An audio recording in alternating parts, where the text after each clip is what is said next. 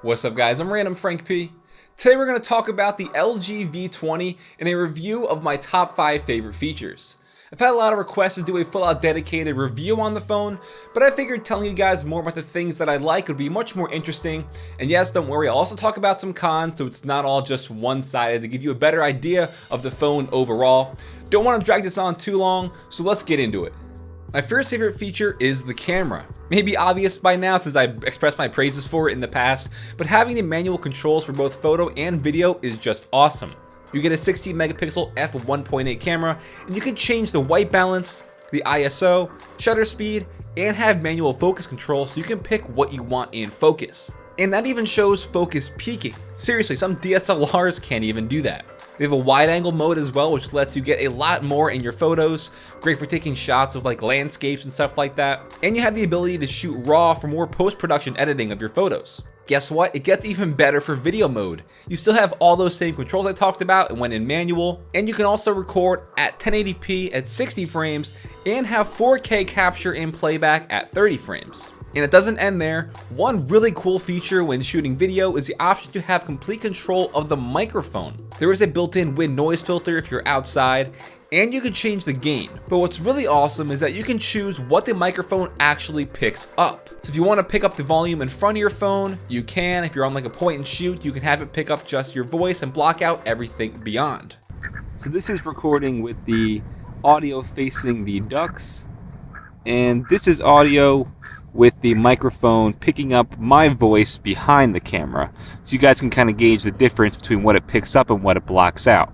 Again, this is it with me behind it, and this is me talking with the voice or with the microphone picking up in front of me. Before we move on, I'll show you some examples of the pictures I've taken.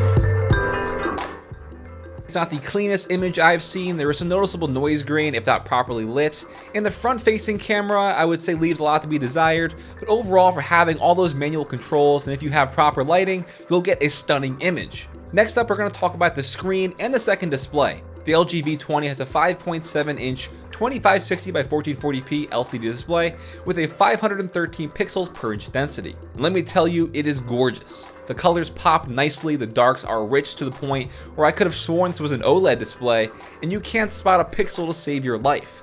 I love the way this screen looks. I mean, just look at that wallpaper. It's really something. And then up top, which was introduced with the LG V10, is the second screen. It stays on while your phone's main display is off, so you have the time, date, and battery visible. But you can also go through and toggle things like flashlight, Bluetooth, your camera, and that's all customizable. Then when the phone is on, same thing, you have those quick little toggles there, plus access to certain apps you could scroll through, like photos, messaging, your settings, etc. And it also acts as a notification bar, so you could save some real estate on your main screen. It's pretty cool, not a major selling point I'd say, but it is nice to have, and if you want to save some battery, you can always turn it off. My third favorite feature is the new Android 7.0 Nougat. We have things like the drop-down window gives you much more detailed notifications and options to expand, plus the toggles I mentioned earlier are customizable and give you much more access to your phone. Nougat also gives us multi-window so you can split screen certain apps. It's funny that in 2016 this is still a luxury, but it is very nice to have for sure and is always a welcome addition. And then for me, as an iOS user, the V20 really makes me want to make the permanent switch. I absolutely love having widgets. I know this isn't really new or anything, but having a nice tasteful weather and clock up top with a Google search bar, something like that on the home screen is just awesome. And you can go and download thousands of different widgets from the Google Play Store. Like this HTC weather one that I have just for a visual example. Throw a little calendar widget on there if you like. This is what just kills me inside about using an iPhone. I envy this customization. Number 4 is going to be the fingerprint sensor on the back. I will say out of all the phones I've tried, this has been the quickest and most accurate. It literally takes less than 10 seconds to originally map your fingerprint, and on the iPhone it takes like a minute, and this has probably worked around 95% of the time I've tried it. On my iPhone 6, I'm lucky if that's even 50% of the time. The sensor is placed right on the back of the phone perfectly, so your pointer finger can easily reach it. Now, while that makes this phone very secure, I also love the new smart lock options and the phone settings. You can have it so whenever your phone is in your pocket, it'll stay unlocked so you don't have to manually unlock it yourself.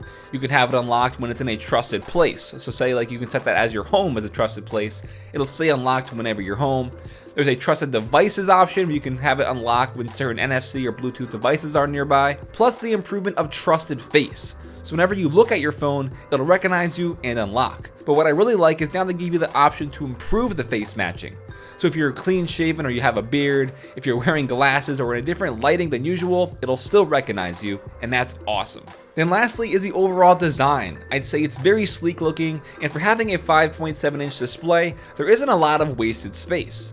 Like I mentioned with the fingerprint scanner, it's ergonomically placed on the back, and as for other actual buttons on the sides, we have a volume rocker on the left side, and then on the bottom right is the backplate release button, so you have access to the removable battery. I believe the phone comes in a Titan color, which is what I have, the dark silver blackish option. We have just a silver color, and I'm pretty sure pink was an option I've seen around the web. I like my Titan color with this nice marble D-brand skin on it, which complements the phone's look very nicely.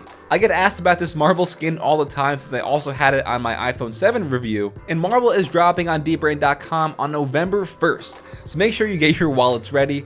I'll put the dbrand link in the description down below. Overall, I really like this phone, and it makes a very strong case for me to switch as an iOS user, and I feel like a lot of the Note 7 users are also looking at this as a viable option as well. I talked about how great the camera was, but for some cons, like I mentioned, if your photos aren't properly lit, there's going to be some noise, and the front-facing camera is just meh, I would say. But for some other cons, I would say there is some slight light bleed from the second display onto your main screen. If it is pitch black, you will see some of the light bleeding onto your main display. Definitely much less noticeable than it was on the original LG V10, but I did want to point that out. Definitely not a deal breaker at all, but that's pretty much going to wrap that up for the cons, believe it or not. Some other great things I didn't even talk about were the battery life. I was very impressed. I saw after a heavy day, there was probably like 20% left on average when I was using this a lot. And another thing is the integrated hi-fi DAC, which is really great if you listen to music. The sound quality on this is phenomenal. So overall, it's a really great phone.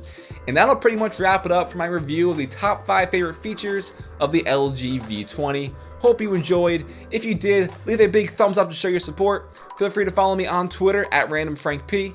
And lastly, if you haven't already, hit that subscribe button. I'm Random Frank P. Hope you enjoyed. Have a good day.